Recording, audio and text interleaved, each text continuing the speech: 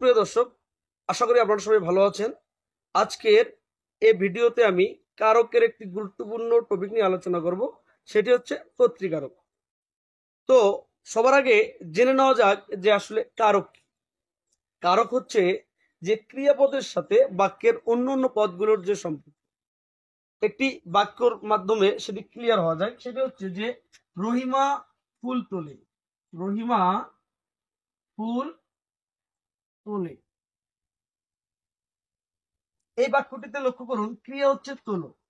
এই তোলে ক্রিয়ার সাথে বাক্যের অন্যান্য পদগুলোর যে যে ধরনের সম্পর্ক রয়েছে সেটি হচ্ছে কারক। এখন বিষয় হচ্ছে তাহলে কর্তৃকারক কি?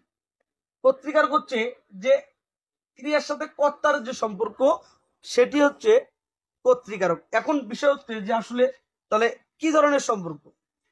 যেন আমরা মনে রাখবেন যে এই যে ক্রিয়াটা, এই ক্রিয়াটা যার দ্বারা সম্পাদিত হবে সে হচ্ছে বাক্যের কর্তা।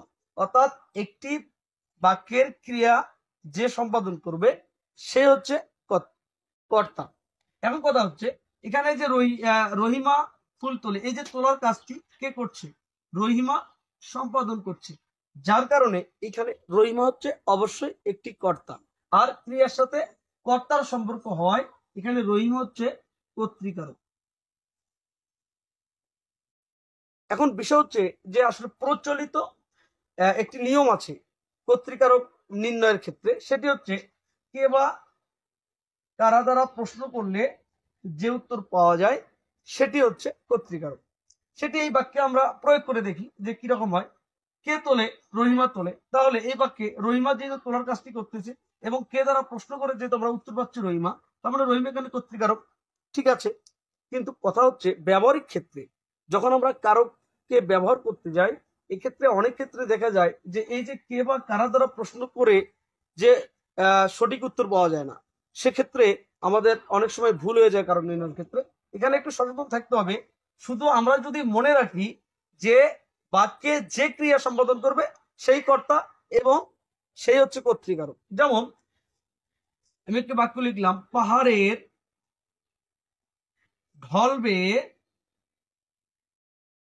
জল নামছে। তাহলে এখানে একটু লক্ষ্য করুন, এই যে পাহাড়ের ঢল বেয়ে জল নামছে, এখানে কিন্তু আমরা ক্রিয়া পাচ্ছি নামছে, এবং কে বা কারা দ্বারা প্রশ্ন করলে আমরা উত্তর পাচ্ছি না। কিন্তু আমরা যদি কি বা কাকে দ্বারা প্রশ্ন করি, যেটি দিয়ে কর্ম পাওয়া যায়, কি বা কাকে, এটি হচ্ছে কর্ম পাওয়া যায়। তাহলে এখন কি নামছে, তাহলে উত্তর আসতে জল নামছে, তার মানে এটা কি কর্মকারক হওয়ার কথা। কিন্তু বিষয় হচ্ছে এইখানে আমাদের সবচেয়ে বড় বিভ্রান্তিটা হয়ে থাকে। এখানে আপনারা মনে রাখবেন যে এই বাক্যে ক্রিয়া সম্পাদন করছে কি কে। এটা লক্ষ্য করুন যে আসলে এই বাক্যে ক্রিয়া কি? নামছে। এই নামছে ক্রিয়াটা সম্পাদন করছে কে? জল। অর্থাৎ জল নামছে, জল কিন্তু নিজেই ক্রিয়াটা সম্পাদন করছে।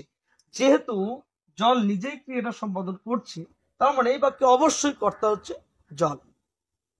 আর এই জন্য এই জলটা এখানে কর্তৃকারক।